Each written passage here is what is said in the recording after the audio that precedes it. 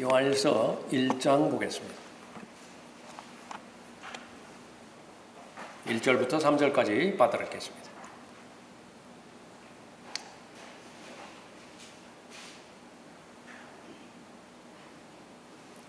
태초부터 계셨고 우리가 들었으며 우리 눈으로 보았고 주목하여 살폈으며 우리 손으로 직접 만졌던 생명의 말씀에 관해서라.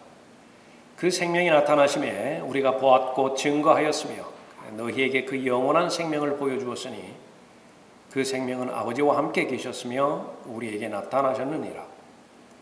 우리가 보고 들은 것을 너희에게 전함은 너희도 우리와 교제를 갖게 하려는 것이니 참으로 우리의 교제는 아버지와 그의 아들 예수 그리스도와 함께하는 것이라. 자, 오늘 설교의 제목은 나의 친구입니다.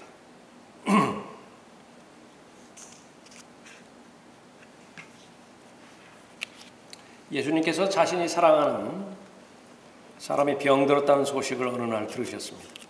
나사로였는데 예수님은 스스로 나사로를 친구라고 부르셨어요. 예수님께도 많은 친구가 있었지만은 아무리 찾아봐도 나사로에게는요, 특별히 예수님을 위해서 어떤 위대한 일을 할 수 있는 그런 능력은 없어 보입니다. 그런데 더 나아가서 예수님은 죄인들의 친구라고도 그렇게 불려지지요. 나사로는 예수님의 친구였습니다. 부모가 없었던 것 같지요? 마르다, 마리아, 나사로 이렇게 세 오누이가 서로 우애가 좋았던 것 같습니다. 죽음을 그렇게 슬퍼하고 또 서로가 아꼈죠. 예수님께서 찾아가십니다. 그런데 그때에는 유대인들이 아주 살기를 가지고 예수님을 위협하고 또 죽이려고 그렇게 혈안이 되었던 때였죠. 그런데 예수님께서는 유대 베다니로 가자고 제자들에게 말씀하십니다. 제자들은 극구 말리죠. 위험하다고. 제자들의 그 말을 무릅쓰고 예수님께서는 나사로 집으로 갑니다. 가서 보니까 이미 죽은 지 나흘이 지났죠. 먼저 마르다가 다가와서 예수님을 맞이합니다. 죽기 전에 오셨더라고 한다면 오라비가 살았을 것인데 예수님께서 말씀하십니다. 너희의 오라비가 다시 살아나리라. 위로의 말씀으로 받아들이고 그 마지막 날에 모든 죽은 자들이 부활한다는 사실은 알고 있었으니까 그 말인 줄 알고 답변을 하죠. 예수님께서는 이 마르다에게 자신에 대해서 더 계시해 주시죠. 누구인가? 나사로의 친구, 마르다와 마리아의 친구인 예수 그리스도께서 누구신가? 그것은 부활이요 생명이라고 알려주신 거예요. 그러니까 부활이신 분, 생명이신 분이 바로 나의 친구라고 알려주신 것이죠. 그 사실을 믿는 모든 사람에게는 부활과 그 생명에 동참할 수 있게 되는 것입니다. 성경에 보면 많은 친구들이 나오죠. 성경에서의 친구는 세대를 초월합니다. 아버지와 아들이 좋은 친구가 될 수도 있고요. 남편과 아내 물론이고요. 심지어 원수 간의 가족 간에도 그렇게 친구가 될 수 있는데 대표적으로 다윗과 요나단이 그런 사이였습니다. 두 집안은 서로 원수지.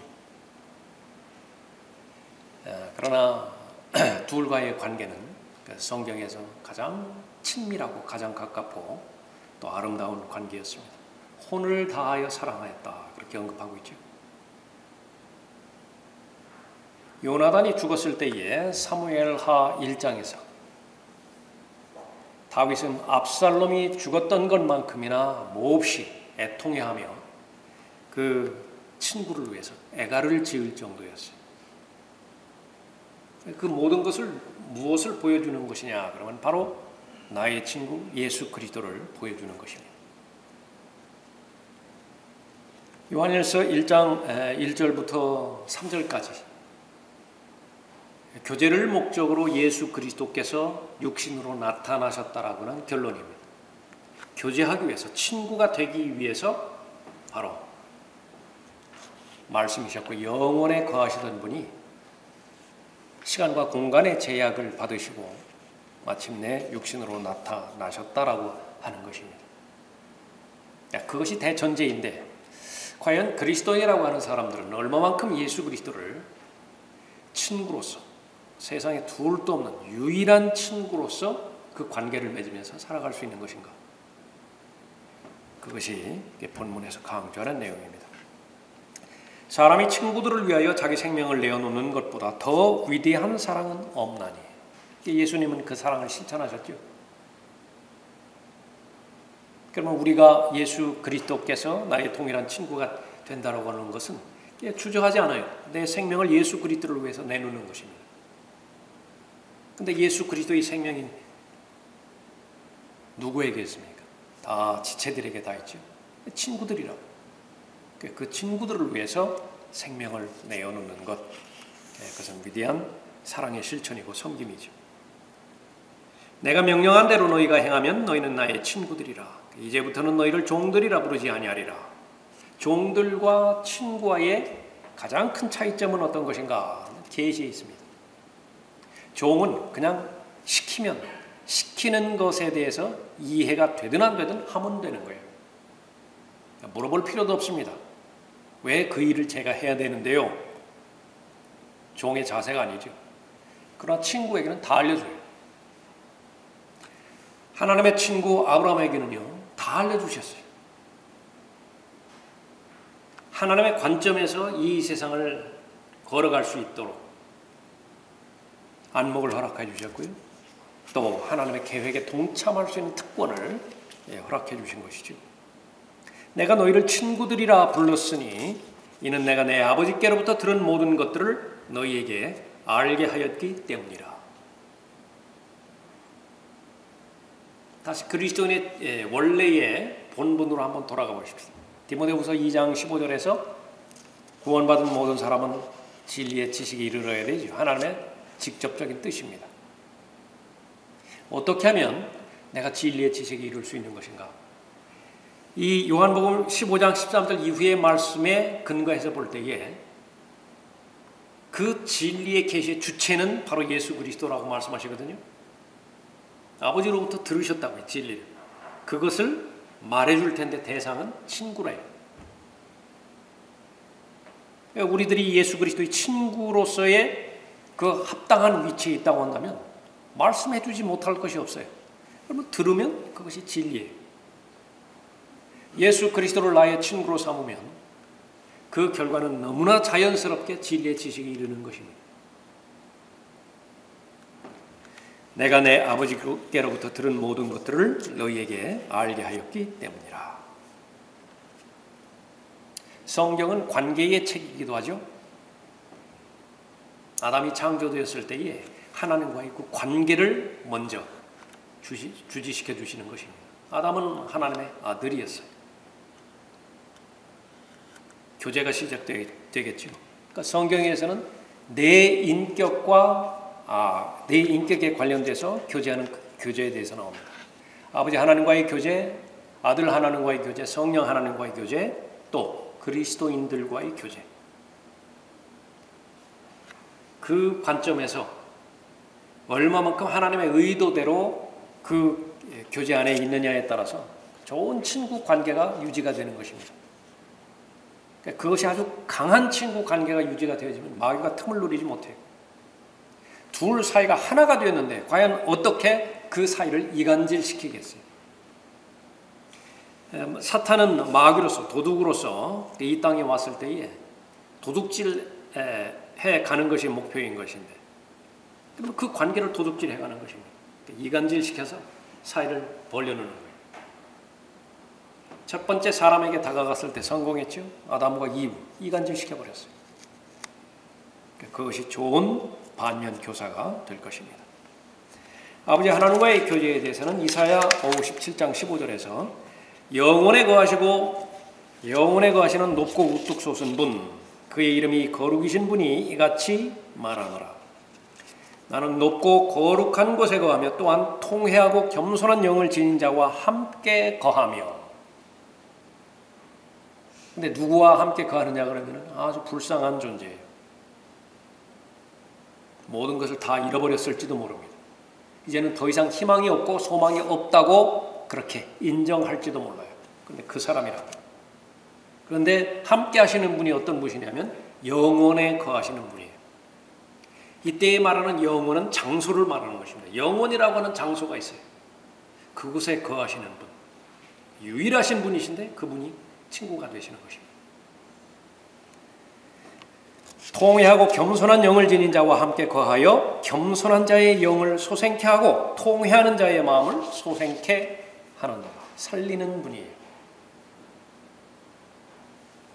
요한복음 14장 23절에서 예수님께서 말씀하시는 내용입니다. 나를 사랑하는 사람은 내 말들을 지키리니 그러면 나의 아버지께서 그를 사랑하실 것이며 또 우리도 그에게 와서 우리의 거처를 그와 함께 정하리라. 아버지와 함께하는 교제이고 아들과 함께하는 교제이지요. 삼위일체 하나님이신데 그 삼위일체 하나님 안으로의 교제로의 초청이에요. 구원은 바로 그런 것입니다. 성장은 바로 그런 것이에요. 요한복음 17장 21절에서도 이는 그들 모두가 하나 되게 함이오니 아버지시여 아버지께서 내 안에 계시고 내가 아버지 안에 계신 것 같이 한 분이시죠. 그런 것 같이 그들도 우리 안에서 하나가 되게 하여서 세상으로 하여금 아버지께서 나를 보내신 것을 믿게 하여 주옵소서. 십자가 이후에 응답되지요. 그렇게 예언하셨고 기도하셨던 그런 내용이 이제 십자가로 말미암아서 유언한 자의 유언이 이제 실현이 되어지는 것이죠. 그래서 모든 그리스도인이 하나가 되는 것입니다. 유일하게 합법적인 에큐메니칼 운동, 하나님께서 승인하시는 에큐메니칼이에요. 이거 하나밖에 없습니다. 하나님 안에서 하나가 되어지는 것. 그 외의 것은 다 마귀적이에요. 그 부분들을 제외하고 주장하거나 또 제안하는 모든 에큐메니칼, 그것은 하나님과는 전혀 상관이 없는 것입니다. 아들 하나님과의 교제, 본문에서 말씀하시는 것이죠. 성령 하나님과의 교제도 성경에서 얼마나 많이 말씀하십니다. 대표적으로 고린도후서 13장 14절에서 주 예수 그리스도의 은혜와 하나님의 사랑과 성령의 교제가 너희 모두와 함께 있을지어다. 아멘. 우리를 성전 삼아 주셨죠. 우리 몸 안에는 누가 거하시나요? 성령 하나님이 거하세요. 성령과 교제가 되는 것입니다. 그러한 하나님의 영을 받아들인 모든 사람들, 하나님의 영이 거하는 모든 사람들을 그리스도인들이지요. 지역 교회를 통해서 서로 하나가 되는 것을 계속해서 강조하고 계십니다. 그러므로 그리스도 안에 있는 어떤 격려나 사랑의 위로나 성령의 교제나 인정이나 자비가 있다면 같은 생각이 되어 같은 사랑을 가지고 하나 되고 한 생각이 되어 너희는 나의 기쁨을 이루라. 요한일서 1장에서 교제의 목적은 기쁨이에요. 하나님 안에 기쁨이 있는데 그 하나님의 기쁨 안으로 초청해 주는 것입니다. 그럼 내가 정상적으로 그리스도인의 삶을 잘 살아가고 있는 것인가? 하나의 체크리스트가 생기는 것이죠. 나의 기쁨을 이루라. 그 기쁨은 무엇이냐? 성도 간의 교제. 성도 간의 교제를 통해서 나에게 기쁨이 이루어지는 것인가? 그건 필수적이에요. 그것이 이루어지면 정상적으로 이루어지는 것이고 그것이 이루어지지 않는다. 기도 제목이에요. 나의 친구, 바로 주 예수 그리스도이시죠. 그분은 어떤 분이신가? 본문 말씀을 통해서 세 가지로 살펴봅니다. 말씀이신 하나님이신데 처음부터 계신 분이세요. 1절을 보십시오. 태초부터 계셨고 우리가 들었으며 우리 눈으로 보았고 주목하여 살폈으며 우리 손으로 직접 만졌던 생명의 말씀에 관해서라. 태초부터 계셨고 말씀하시죠. 요한복음 1장 1절 2절에서 동일하게 기록하고 있습니다. 태초에 말씀이 계셨고 하나, 그 말씀이 하나님과 함께 계셨다고 말씀하시죠. 둘, 그 말씀이 하나님과 함께 계셨으니. 세 번째는 그 말씀이 하나님이세요. 그 말씀은 하나님이셨느니라. 그 말씀이 태초에 하나님과 함께 계셨느니라. 이 태초에, 처음에, beginning이라고 하는 말, 성경에 3번 나오는데 요한일서 1장, 요한복음 1장, 또 어디죠? 창세기 1장 1절이에요. 그 모든 부분이 하나님이심을 말씀하고 있는 것이죠. 그러니까 예수 그리스도는 결코 피조물이 아니에요. 여호와의 증인 등이 이렇게 말하는 것처럼 창조주 하나님이십니다. 요한복음 3장 13절에서 하늘에서 내려오니 곧 하늘에 있는 인자 외에는 아무도 하늘에 올라간 자가 없느니라. 그러니까 동시에 계시는 것이에요. 하늘에도 계시고 지금 현재 땅에도 계시고 하나님만이 그렇게 할 수 있으시죠. 그러니까 이 사실을 믿을 수 없으니까 변개된 성경에는 다 변개시켜버렸습니다. 우리 역시 마찬가지예요. 구원받았을 때에 죽은 영이 거듭났죠. 거듭나는 즉시로 그 구원받은 사람의 영은 천상에 앉혀진 거예요. 동시에 내 안에도 있죠. 동시에 존재하는 것입니다. 하나님의 형상으로 피조되었기 때문에 그렇죠. 에녹은 하늘로 올라갔죠. 엘리야도 하늘로 올라갔죠. 그러나 스스로의 힘으로 올라갈 수 없었습니다. 우리도 마찬가지예요. 공중으로 올라갈 텐데 끌려 올라가는 거예요. 누군가가 끌어야 돼요. 그러나 예수 그리스도께서 하늘로 올라가셨을 때는 스스로 올라가신 것입니다. 똑같은 하늘로 올라갔다 하더라도 그 부분에 있어서 너무나 다른 것이죠. 예수 그리스도는 하나님이세요. 아버지를 본 사람은 아무도 없으나 하나님으로부터 온 사람만이 아버지를 보았느니라. 요한복음 6장 46절에서 예수 그리스도 자신을 말씀하고 있는 것이죠. 유대인과 논쟁이 있었을 때에 요한복음 8장 58절에서 아브라함을 거명을 하시죠. 아브라함이 있기 전에 Before Abraham was, I am, 나는 있느니라. 이 말을 유대인들은 한 명도 예외 없이 다 알아들었어요. I am이라고, I am. 무드셀라도 보았고요. 셈, 노아 다 본 거예요. I am이라고 하는 말이. 그러니까 즉시로 돌을 들어서 쳐 죽이려고 하는 것이죠. 그것은 신성 모독이에요. 분명히 사람이면서 자신이 하나님이라고 주장했기 때문에 그렇죠. 그러니까 스스로 하나님이라고 주장하는 것입니다. 처음부터 계신 분이에요. 요한복음 16장 28절에서 나는 아버지께로부터 나와서 세상으로 들어왔다가 다시 세상을 떠나 아버지께로 가노라. 처음에 이 말씀을 하셨을 때는 아무도 이해하지 못했습니다. 아버지께로부터 나왔죠. 다시 말하면 영원으로부터 나온 거예요.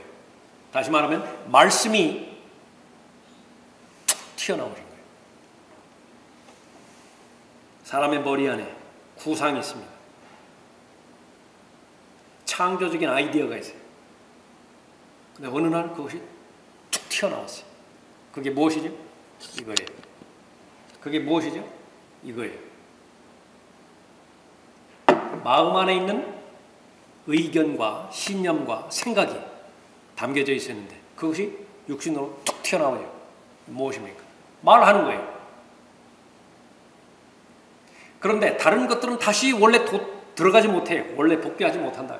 그러나 예수 그리스도는 다시 영혼으로 돌아가세요. 다시 말씀 본연의 위치로 돌아가는 것입니다. 나는 아버지께로부터 나와서 세상으로 들어왔다가 다시 세상을 떠나 아버지께로 가노라. 누구시라고요? 여러분의 친구라고 말씀하시는 것입니다.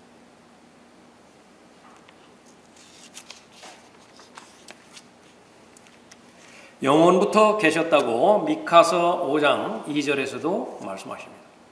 그러나 너 베들레헴 에프라타야, 내가 비록 유다의 수천 가운데서 작을지라도 이스라엘을 통치할 자가 메시아이죠. 그리스도예요. 너로부터 내게로 나오리라. 베들레헴으로부터 나오리라. 그의 나오심은 예로부터요 영원부터였느니라. 이 역시 마찬가지로 이 예언의 말씀을 이해할 수 없는 유대인은 아무도 없어요. 계속 기다렸습니다. 그 메시아가 언제 나올 것인가. 요한복음 7장 42절에서 그리스도가 갈릴리에서 나올 수 있느냐? 성경의 그리스도는 다윗의 씨에서 나오며 또 다윗이 살던 베들레헴 마을에서 나온다고 말하지 아니하였느냐. 그러니까 미카서 5장 2절을 알고 있었기 때문에 베들레헴에서 나올 것이라고 그렇게 말하는 것이죠. 그런데 그 메시아는 누구라고요? 하나님이시라고. 어떻게 합니까? 영원부터였느니라.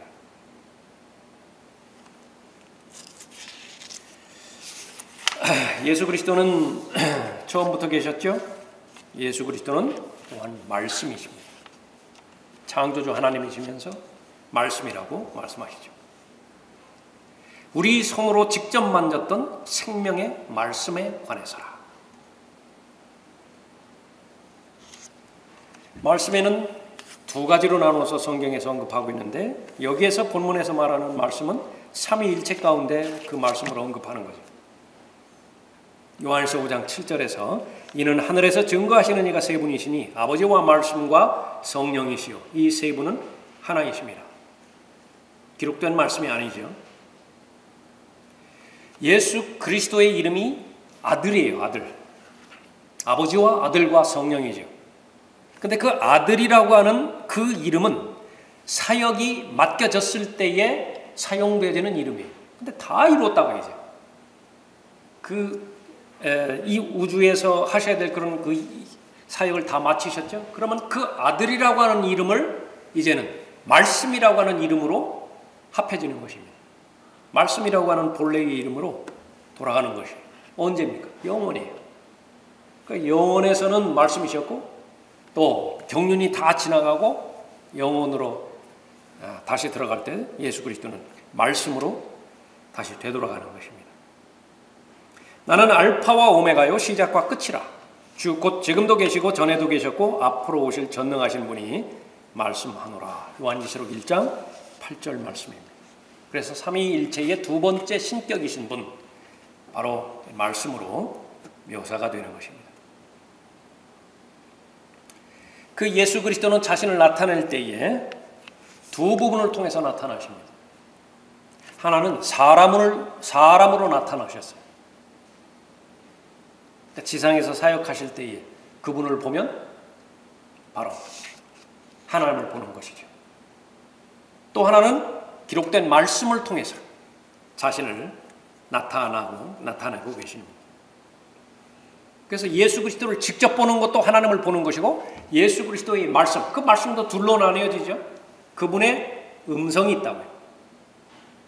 또 그분의 음성을 기록된 성경, 스크립처. 그 두 부분에서는 차이가 없어요. 똑같은 권위가 있다고요. 그 말씀을 만나면 그분을 만나는 것입니다.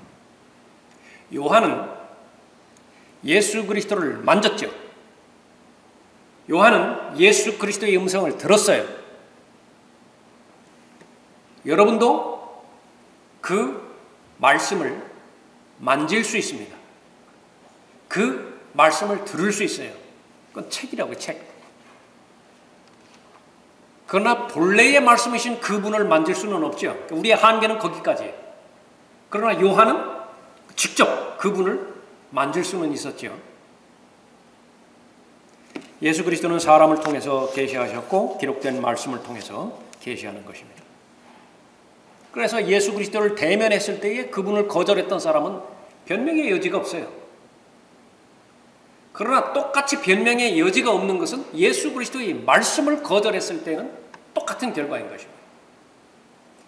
나를 거절하고 내 말들을 받아들이지 아니하는 자는 이것은 똑같은 말을 말하는 거예요. 예수님을 거절한 자는 예수 그리스도께서 하신 말씀을 거절하는 것이라. 그를 심판할 이가 있으니 곧 내가 말한 그 말이 그를 마지막 날에 심판하리라. 똑같은 동일시되는 인물이니까요. 여러분이 어떤 말을 했다면 그 한 말의 결과는 곧 여러분이잖아요. 예수님께서 그것을 말씀하고 있는 것입니다. 그래서 하나님의 말씀은 살아있어요. 히브리서 4장 12절에 보면 13절에 보면은 그 하나님의 말씀을 인격으로 그분으로 받죠. He라고 받는 거예요. He. 그분이 누구신가요? 여러분의 친구시요. 가장 귀한 친구예요. 나사로가 병들었을 때 너무나 어려운 상황이었습니다. 심지어 제자들까지도 가시면 안 됩니다. 붙잡았죠. 그러나 그 친구 하나를 위해서 예수 그리스도는 가는 거예요. 다른 사람은 도저히 이해할 수 없는 고난 중에 있어요. 가장 옆에, 가장 가까이 있는 사람도 이해가 안 돼요. 그러나 친구는 모두 다 알고 있습니다. 어떠한 고난의 자리에 있든지 어떤 죽음의 자리, 죽음과 직면하는 그 자리에 있든지 그 친구는 절대로 외면하지 않아요. 그런데 그 대상은 누구예요? 나사로라고. 나사로.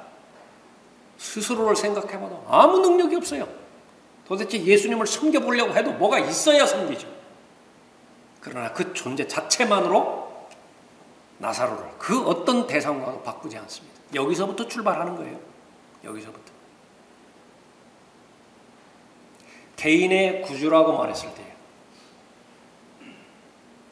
individual savior, 그게 아주 강조되는 거예요. 모든 사람의 죄를 위해서 죽으신 것 분명한 사실이지만 그 가운데서 나를 개별적으로 개인적으로 적용하지 않는다고 한다면 나는 구원받을 수 없는 것입니다. 그래서 예수 그리스도를 개인의 구주로 영접하라고 강조하는 것입니다. 다른 말로 하면 이 지구상에 아무도 없어요. 아담 혼자 있다. 아담 혼자 있어. 아직 자식도 낳지 않았어요. 그것을 여러분의 자리로 대체시키라고. 그런데 내가 죄를 지었어요. 죄의 삭은 사망이죠. 하나님께서 간섭하지 않으시면, 조치를 취하지 않으시면 영원히 고통 가운데서 영혼을 보내게 됩니다. 그 한 사람 때문에 친구가 내려오는 거예요. 그분이 예수 그리스도시라고.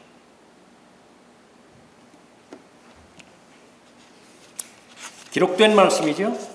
갈라디아서 3장 8절에 의하면 성경은 the scripture예요. 기록된 말씀이죠. 성경은 하나님께서 이방인들을 믿음으로 말미암아 의롭게 하실 것을 미리 보고 먼저 아브라함에게 복음을 전파하기를 말씀하십니다. 이 성경이라고 하는 말씀은요, 예수 그리스도께서 육신으로 나타나시기 전에 먼저 인쇄된 형태로 나타나셨어요. 하나님이 인쇄된 형태로 나타나셨다면 창세기부터 말라기까지입니다. 그 가운데서 예언이 다 포함되어 있는 것입니다. 그 다음에는 육신으로 나타나셨어요. 마태복음부터 승천하시기까지 사도행전이지. 그것이 바로 기록된 말씀인 것입니다. 그러나 죽은 자의 부활에 관하여 하나님께서 너희에게 말씀하신 것을 읽어보지 못하였느냐. 마태복음 22장 31절에서 그렇게 말씀하셨을 때에 권위에 있어서는 전혀 차별이 없어요. 구약이나 신약이나 사람으로 오신 말씀이나 기록된 말씀이나 그 말씀은 생명의 말씀이라고 말씀하시죠. 본문에서 생명의 말씀에 관해서라. 하나님께서는 모든 생명의 원천이십니다. 물질적 생명이든 영적인 생명이든 모든 생명은 유일한 생명이신 The Life. 생명 하나밖에 없어요. 그 생명. 그분으로부터 나온 것입니다. 나는 길이요 진리요 생명이라. 그래서 나로 말미암지 않고는 아버지께로 올 사람이 아무도 없는 것입니다. 창조주 하나님이심을 다시 한번 강조하고 있는 것이죠.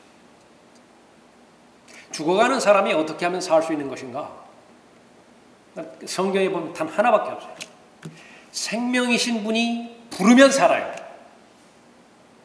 아까 처음에 나사로 우리 살펴봤었죠? 나사로의 친구라고. 나사로 어떻게 살았습니까? 불렀다. 나사로야, 나오라고.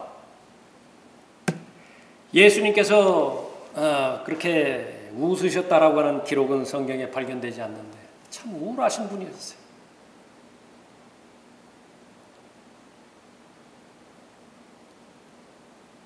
나사로 죽었을 때 그렇게 우셨었죠.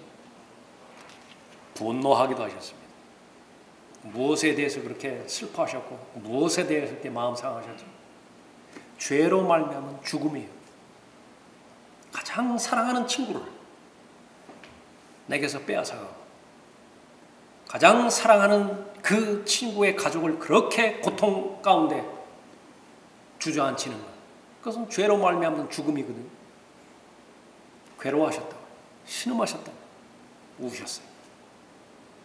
그러니까 그것을 반드시 해결하셔야 되는데 유일한 생명이신 예수 그리스도 외에는 다른 자격 있는 사람이 없는 것이죠. 그래서 그분께서, 예수 그리스도께서 죽으시기 위해서 사람으로 오셨고 나사로가 죽어야 되는 죽음을 대신 죽으신 것입니다. 그 결과 부르실 수 있다. 생명이신 그분이 나사로야 부르신다. 조만간에 공중으로 오셔서 한 사람 한 사람 일일이 개인적인 이름을 호명하실 것이에요. 나사로야 그렇게 말하는 것처럼. 그러면 살게 되는 것입니다. 나는 부활이요 생명이니 나를 믿는 자는 죽어도 살 것이며 또 살아서 나를 믿는 자는 누구나 영원히 죽지 아니하리라. 유일한 친구예요. 유일한 친구. 나를 영원히 살게 해줄 수 있는 유일한 친구. 다시 한번 처음으로 돌아갑니다. 일단 그 친구와의 그 관계가 건강하고 깊어지고 친밀해지기 위해서 전제 조건은요, 내가 얼마만큼 능력이 있느냐, 내가 그분을 위해서 얼마만큼 섬기고 얼마만큼 헌신했냐, 이건 두 번째 문제예요. 제일 첫 번째 문제는 그분을 아는 거예요. 다윗이 어느 누구 하나 의지할 수 없는 그런 상황 가운데 있을 때 요나단은 전부가 된 거예요. 다윗이 무엇을 할 수 있어요? 그때 왕으로부터 쫓겨다닐 때 그때 유일하게 알아주었던 요나단이었다. 거기서부터 출발하는 거예요. 그 요나단에 대한 감사가요. 요나단이 죽은 것으로 다 끝나버렸습니까? 절대로 잊지 않아요. 다윗이 숨을 거둘 때까지 요나단의 그 우정에 대해서는 결코 잊지 않는 것입니다. 사울제에 남은 자가 어디 있느냐 한번 찾아보라고. 결국은 무피보셋 찾아내잖아요. 무피보셋 과거에 자신의 모습을 보는 듯 했어요. 두려움에 휩싸이고 공포에 휩싸이고 올바로 걷기를 할 수 있는 쩔뚝쩔뚝 걸잖아요. 자기 아들과 전혀 차별 없이 왕의 식탁에 앉혀서 그렇게 대우해 주지 않습니까? 친구예요. 도둑은 오직 도둑질하고 죽이며 멸망시키려고 오지만 내가 온 것은 양들로 생명을 얻고 더 풍성히 얻게 하려 합니다. 나는 길이요 진리요 생명이라. 예수 그리스도 외에는 그런 말을 할 수 있는 자격이 있는 사람이 단 한 사람도 없듯이요, 생명을 주고 더 풍성히 얻게 하려는 것이라. 역시 마찬가지예요. 예수 그리스도 외에는 없습니다. 그러니까 유일한 친구예요. 그 예수 그리스도께서 창조주시고 처음부터 계셨고 말씀이시고 영원한 생명이신 분이 지상으로 오셨고 여러분에게 다가오신 것은 목적은 하나입니다. 친구 삼기 위해서. 그것이 성경에서 말하는 친구예요. 사람들의 친구 관념은 어떻습니까? 아무나 친구 안 삼죠. 무언가가 얻을 게 있어야 친구를 삼잖아요. 그러나 예수님은 그런 분이 아니에요. 계산하지 않고 바라보지 않고 있는 그대로 인정하시고 먼저 다가오셨어요. 그래서 나타나신 것입니다. 2절 보십시오. 그 생명이 나타나심에 우리가 보았고 증거하였으며 너희에게 그 영원한 생명을 보여주었으니 그 생명은 아버지와 함께 계셨으며 우리에게 나타나셨느니라. 목적은 무엇입니까? 3절에 우리가 보고 들은 것을 너희에게 전함은 너희도 우리와 교제를 갖게 하려는 것이니 참으로 우리의 교제는 아버지와 그의 아들 예수 그리스도와 함께 하는 것이다.